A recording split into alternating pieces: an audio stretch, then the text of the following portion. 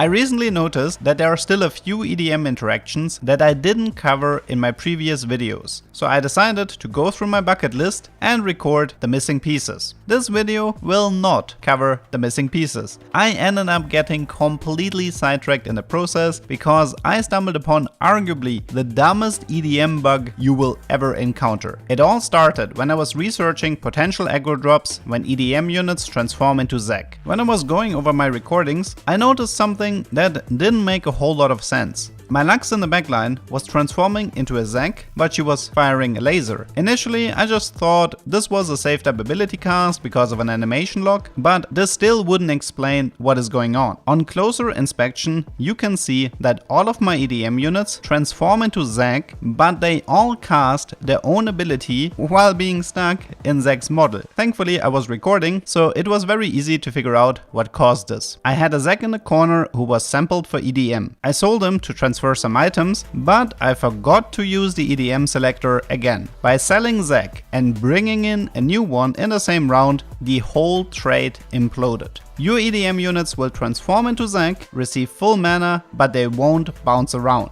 Lux will fire her laser, Jax will jump around, and Zed will spawn a shadow. Only Zek will repeat his ability twice in a row. I did some further testing, and this is definitely not limited to Zek. I got a pretty good chuckle out of a Zek transforming into Jax or Lux and then bouncing around with the wrong character model. So for now we know that this bug is capable of creating a setup that is otherwise impossible. Every EDM unit effectively receives full mana and will cast her own ability instead of transforming into the same unit. Is there a way we can use this to our advantage? As you might know, the EDM selector has a different timer for each unit type. Zed is currently the one with the lowest time and is therefore our prime target for the next test. I rolled for Lux 3-star, put the EDM selector on Zed, sold him and put a new Zed in. Thanks to 5 EDM, the transformation time is only 5 seconds. This means, at least in theory, our Lux 3-star should receive a free cast every 5 seconds. Unfortunately, this didn't really work out. First of all, the game is definitely not a fan of this forced transformation. Especially if her starting mana didn't match up, she would often transform and then do nothing. A few fights definitely looked like I was actively griefing my own board trying to use this method. Other tests revealed a new problem. The damage from the second cast was too low. If we take this fight, we can see how the enemy Sona gets hit by a critical strike for only 552 damage. It is pretty clear that the second cast here is not taking the base damage of Lux 3-star. This brings us to the next question. Where does the damage come from? Could it be from the unit we sold, the unit we put in as a replacement, or is it something else entirely?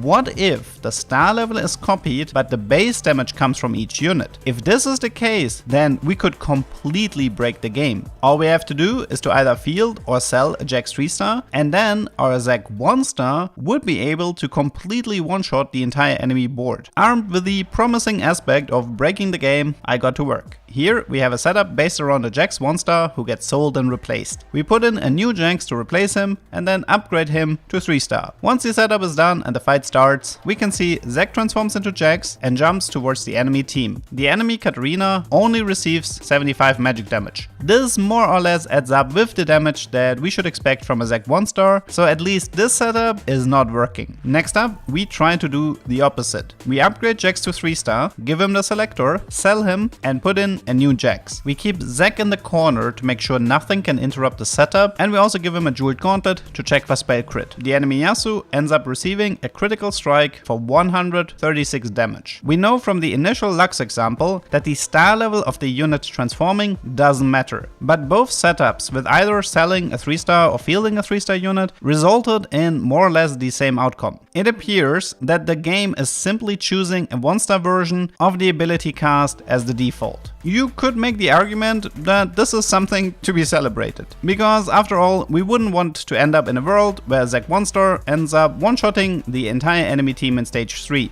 But to be honest, I kinda would have loved to see some reactions from Annie or Jazz players. Nevertheless, there is no reason to be sad, because I don't believe that the whole endeavor was worthless. The most promising result definitely came from copying a Zed for the short EDM timer and fielding a tanky Zek. If you watch this fight, you will understand what I mean. Zack will pretty much be stuck in a continuous loop of bouncing around while also healing himself with every bounce. Even if he ends up using his monster ability, the stun is the same and the healing difference is minor, so you still end up with a pretty powerful setup in the end. Now that you fully understand how all of this works, don't do it. I just wanted to share this because every time I watch a laser spitting Zack, it just puts a smile on my face. I hope you learned nothing and see you next time.